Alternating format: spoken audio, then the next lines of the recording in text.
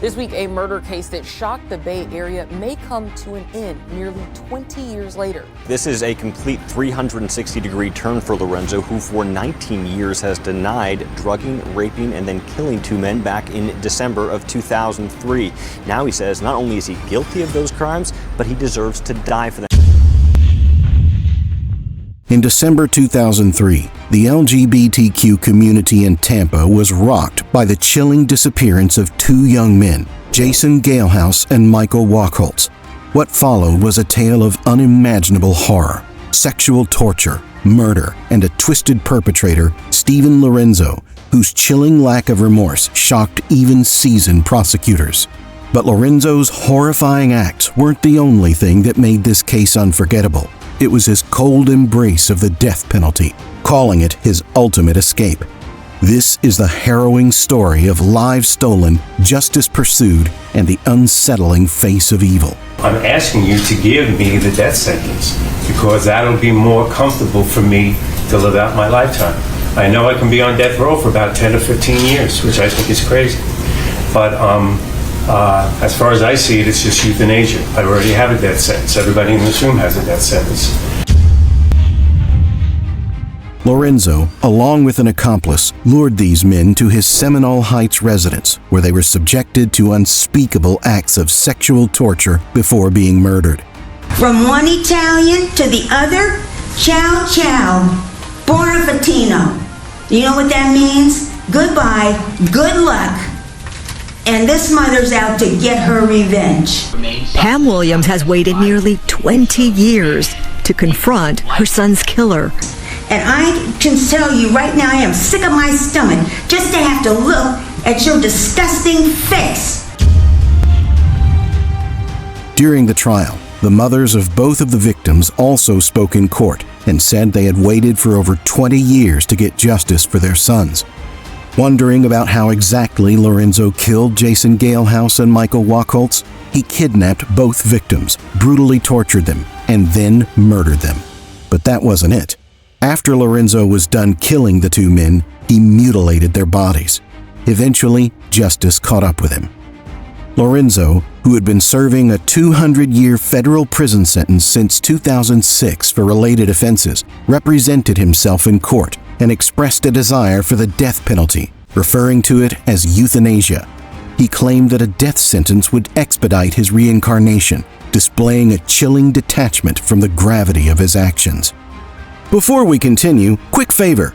If you're enjoying this video, hit like and subscribe. 98% watch without subscribing. It's free for you and a game changer for me. Thanks. Now back to the video.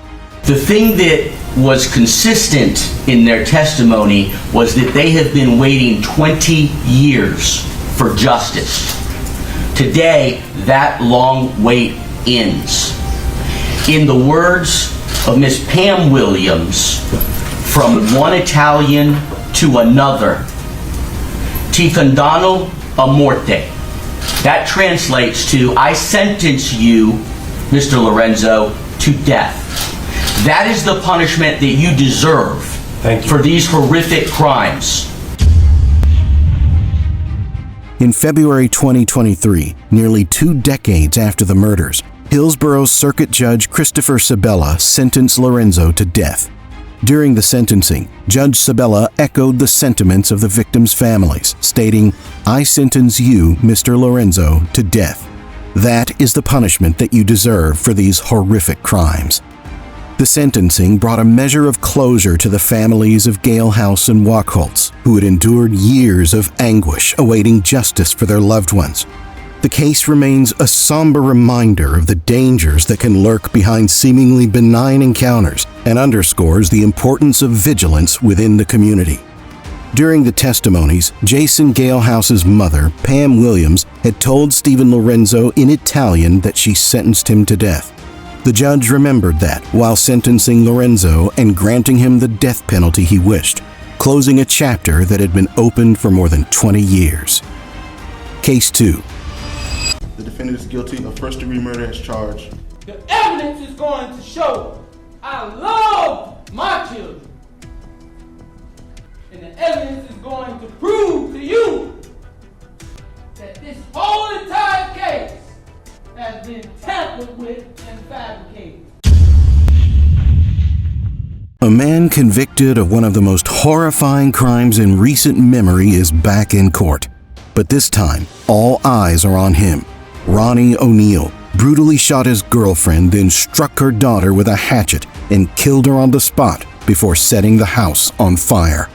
What he said this time stunned everyone, and you won't believe what unfolds next. 19 years I've been at this job.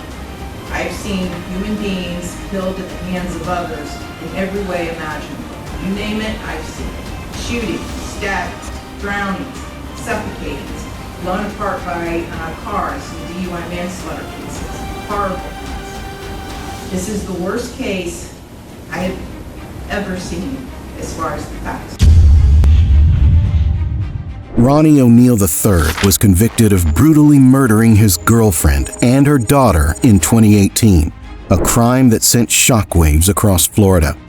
The case gained nationwide attention for two horrifying reasons: the brutal murder of a defenseless child with special needs and Ronnie Oneal's shocking decision to represent himself during the trial. Ronnie's trial was one of the most followed in Florida. I am not sorry for something I didn't do, and I am not sorry for the things I did do. Despite overwhelming evidence against him, Oneal took the stand with bold declarations, fiery outbursts, and even questioned his own son, the sole surviving witness. Now, with sentencing looming, he's back in court seeking a new trial. But why? And could he possibly succeed? Ronnie Oneal is accused of killing his girlfriend, 33-year-old Kenyatta Barron, and their 9-year-old disabled daughter, and stabbing their 8-year-old son. Oneal had a chance to question the officer. The night of the murders, the two saw each other in the front yard. Oneal was covered in blood. He started off his hearing by telling the court that he wasn't sorry about it at all. But when it came to Ronnie's defense, he represented himself and didn't leave any chance to add salt to the wounds of the already grieving family of his girlfriend. In a strange twist, when Oneal posed his questions, he only seemed to back up the officer's version of events. So did you not see me come out of the garage and stand where that object is and not get down? Not only this, he was also disrespectful to the court throughout the trial and often raised his voice without any regard for the judge or the court's sanctity. He was warned by the judge for his disrespectful behavior. Mr. Oneal, you need to speak audibly so that the jury can hear what you're saying. He showed a fraudulent recording where they allege that I beat Kenyatta Barron to death. He talks about Mr. Kille Brown, my neighbor who stayed across the street. But if Mr. Kille Brown was a help to them proving me guilty beyond reasonable doubt, they would have called Mr. Kille Brown. But I called Mr. Kille Brown to be a witness for me. In this latest hearing, Oneal shocked the courtroom once again by claiming his trial was unfair. He cited alleged procedural errors, accusations of judicial bias, and ineffective assistance from his standby counsel. But the prosecution was ready, armed with a mountain of evidence and a firm rebuttal. But I'm going to look you in the eye and tell you, this is the worst case ever in my life, and I have seen some horrors. Witnesses described the proceedings as both surreal and chilling, a haunting reminder of the crimes Oneal was convicted for. Even as he spoke of injustice, the horror of his actions hung heavy over the room. When the trial concluded, apart from the evidence, including testimony from his son, Ronnie had shown by his words and actions that he was the culprit and didn't deserve any mercy. The court found Oneal guilty of all the crimes he was charged with and sentenced to 3 life sentences plus 60 more years of imprisonment, marking the end of one of the craziest sentences of all time. Case 3. You know that what he's charged with, correct? Correct. Capital murder of a little girl and raping her. And for the last 5 years, you've remained his girlfriend, right? Isn't that correct? Yes. Kille went on to say she's actually been in a relationship with Granville Ritchie for 7 years. Kille owns the silver Lexus Ritchie was seen driving around the time of 9-year-old Felicia Williams' murder. Granville Ritchie's sentence is the last crazy sentence in today's video. In May 2014, a 9-year-old girl named Felicia Williams was left in the care of a monster in the form of a human. Ritchie not only sexually abused Felicia, but also strangled her to death once he was done. When the trial began, Felicia's family friend Ebony Wiley was also found to have been involved in the crime by covering up for Ritchie. During the trial, Ritchie's girlfriend was also asked to testify. What your spiritual leanings are, and it really does not matter to me either way. I am very grateful that I live in a country where people can believe or disbelieve anything they choose, and that applies to you equally. The jury unanimously found Granville Ritchie of the rape and murder of Felicia Williams and sentenced him to death.